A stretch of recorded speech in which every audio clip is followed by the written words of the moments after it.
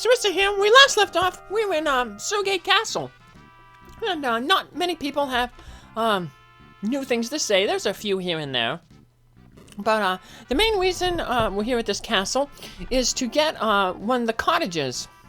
All the scholars went to the building that appeared in the south. Okay. There was an old man who was blocking access to a treasure in this castle. And we need to come get it because we want to get 100% completion. So, unfortunately, we're going to have to go back to the library and do that boring side quest where we reshelve the books for the lady so that she can access the back part of the library. So, let's just, once again, you find the book and then just wherever it goes alphabetically. So, F, forbidden book, go on the D through F shelf. Registry of Monsters, nope, wrong shelf. Nope, must be the one on the upper right there. And we just help this lady out because she can't bother to put 3 books away. Worst librarian ever. Well, we know what the W book is. There we go. Go there. And now this lady's nice and she's like, okay, I'm gonna go back to my room and open up the secret passageway. And now we can follow her back to her room. There she is. I wonder if she says anything different. Thanks for your help. Oh, nope, still telling us about that float magic. But, we already got that, so. Now we come back here. Remember there was that old man, by this pot here? Yep, well, if we go back here, in this crate, we get another cottage. And now we'll just, give somebody the time magic ability, warp on out of here. And then we're gonna go to the other side and look at stuff over there.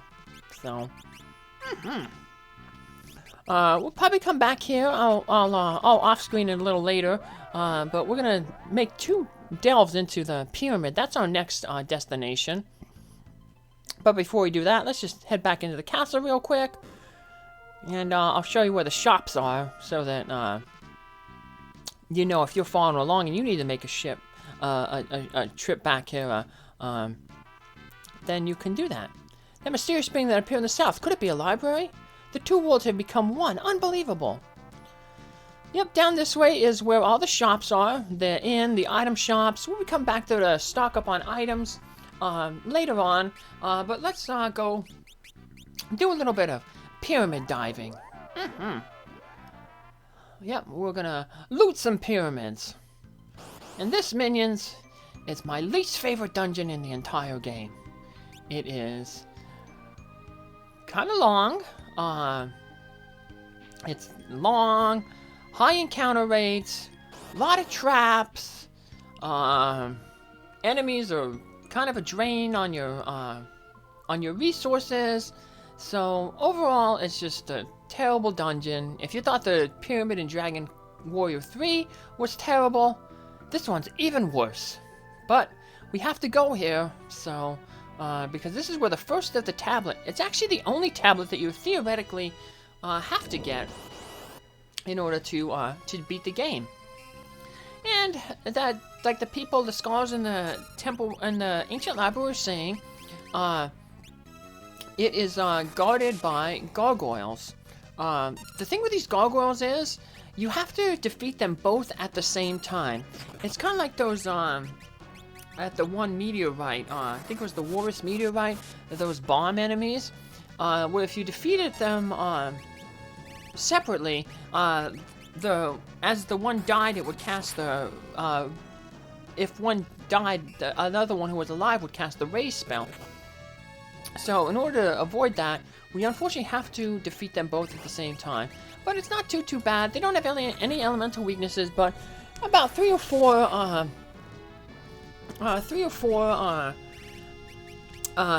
level 3 elemental spells should be enough to take them out. So we'll do that, and that's going to be a common feature in every single one of these 4 dungeons where we get a tablet. They will be guarded by 2 gargoyles. So we won't. Well, you won't see them again, minions, because I'll just cut out the cut out those fights when we get to them. But yeah, if you're playing along, you're gonna have 3 more of those 2 gargoyle fights.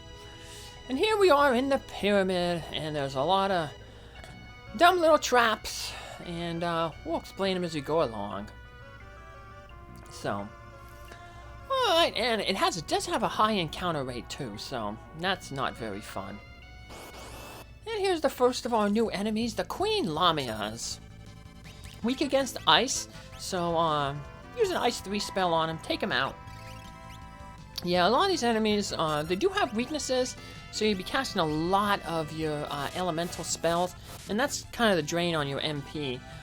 If I was smart, and for future playthroughs, you want to try to make sure that your whoever has that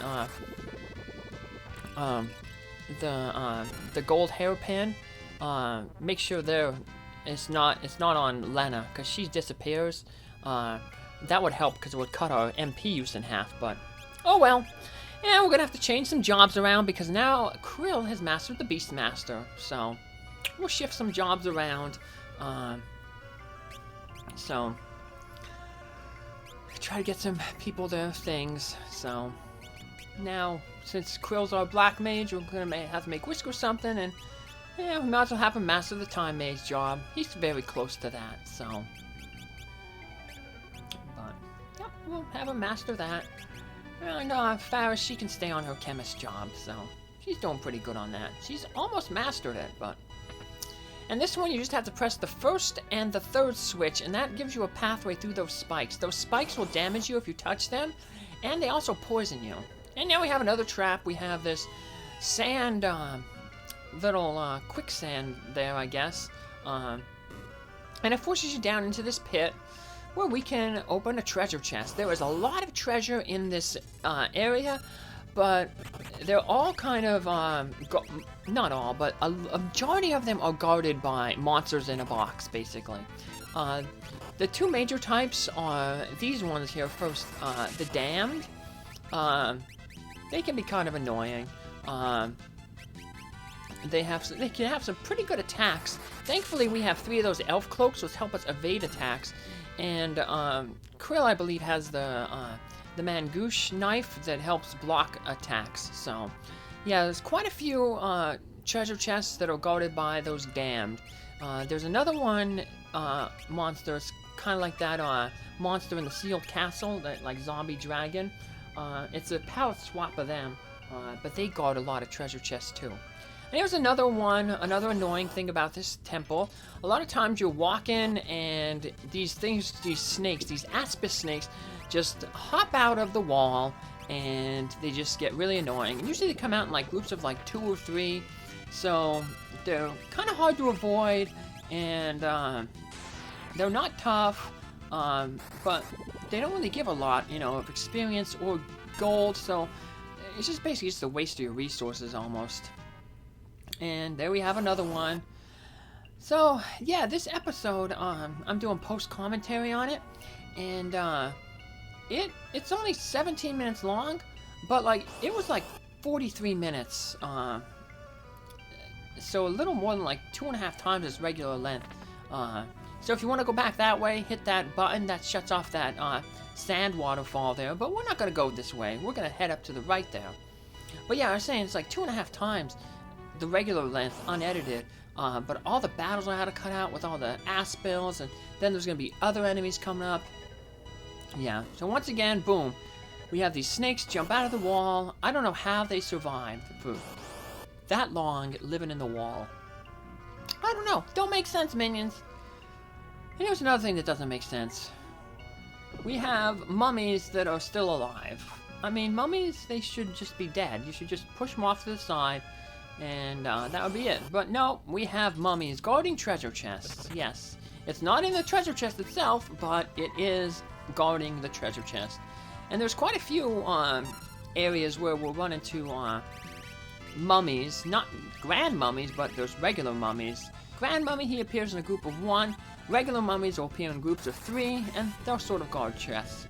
Thankfully, though, all mummies, whether they're grand or regular, are weak to fire, so just hit them with a fire 3 spell or 2, and boom, they'll be done.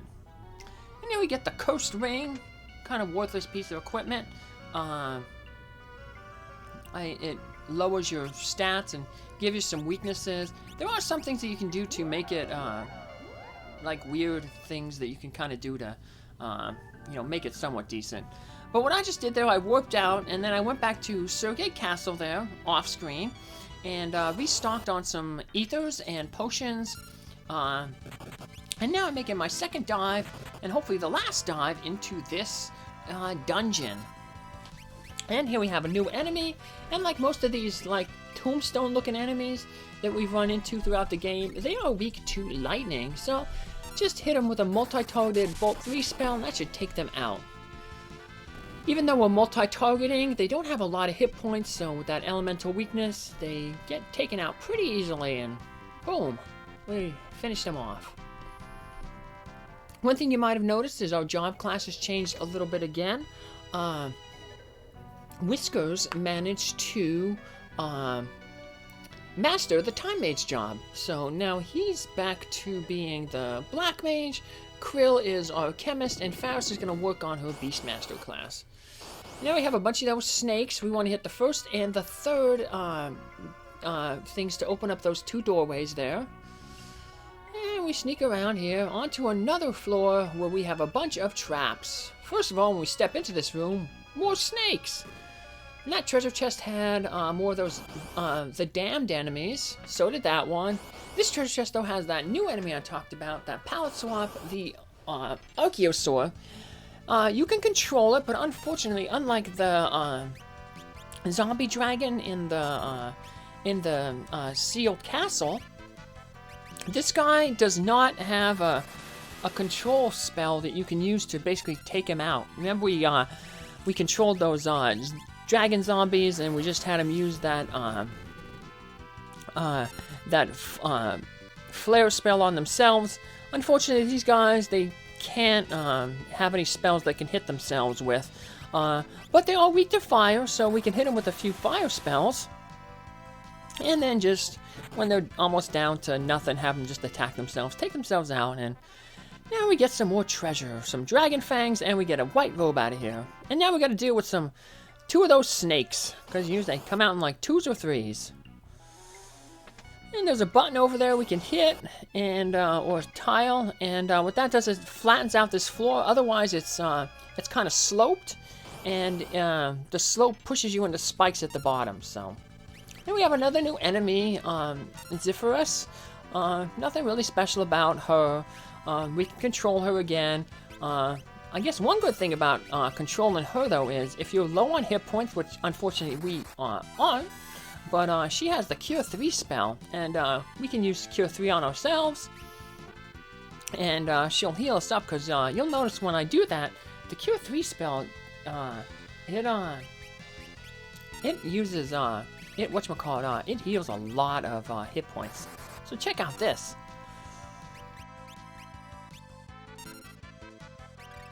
Too bad we don't have a white mage. Wow, that's more than our max hit points. Wow. Just from one cure spell. A multi-targeting cure spell too. But we don't have white mages in this playthrough. In another playthrough eventually, minions. Yep. And we take her out, and now we can go up this flat floor.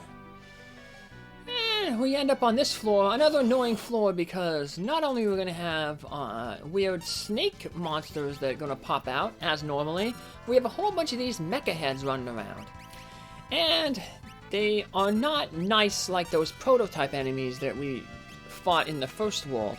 These guys, unfortunately, they don't have that exploder spell, so you can't make them just self-destruct. That would be too easy.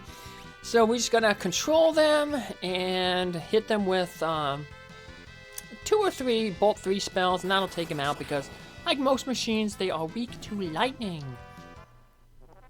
So, yeah. So, I'll just be taking them out off screen, like all those snakes, but as you can see, there's quite a few of them.